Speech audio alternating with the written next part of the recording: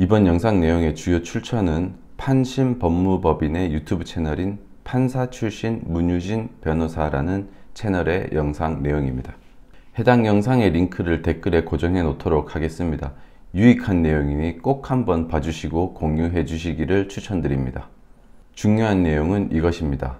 탄핵 재판과 일반 형사 재판은 다르다는 것입니다. 형사 재판은 형사법 위반이 되면 바로 유죄가 선고가 됩니다. 그리고 일반 형사 재판은 여론과 무관합니다. 하지만 탄핵 같은 경우는 일반 형사 재판과 다릅니다. 탄핵 재판은 법률 위반이 되었다고 하더라도 바로 탄핵을 하는 것이 아닙니다. 법률의 위반이 있더라도 위반의 정도가 중대한 경우에만 탄핵 결정을 할 수 있습니다. 그리고 탄핵 재판은 사회 분위기나 국민의 법 감정에 비춰서 위반의 정도가 중대하지 않다면 탄핵이 기각됩니다. 즉, 탄핵 심판은 여론이 중요하다는 것입니다. 그래서 여당, 야당 둘 다 여론을 굉장히 중요하게 여기고 있습니다. 그래서 이재명이 여론이 자신에게 안 좋아지니까 여론조사 업체를 겁박하는 것입니다. 중요한 점은 탄핵 재판은 여론이 중요하다 이것입니다.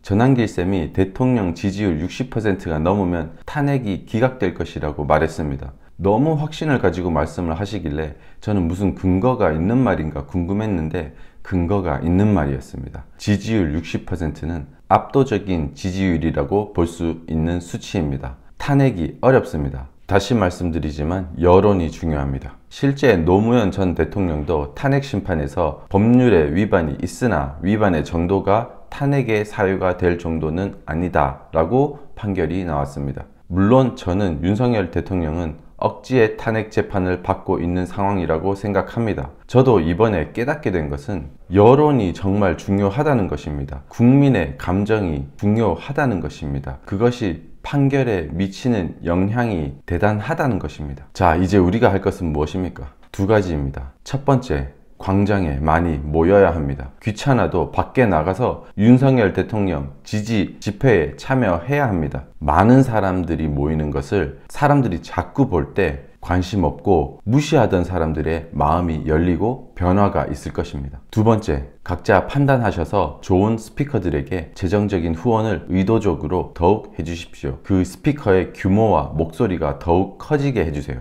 정직한 언론, 유튜버, 블로거 이런 매체가 커지는 것을 공산당이 아주 싫어합니다. 미국 백악관도 기존 레거시 언론보다 유튜브 언론을 더 인정하고 서포트합니다. 그리고 이제는 주류 언론이 유튜브 언론입니다.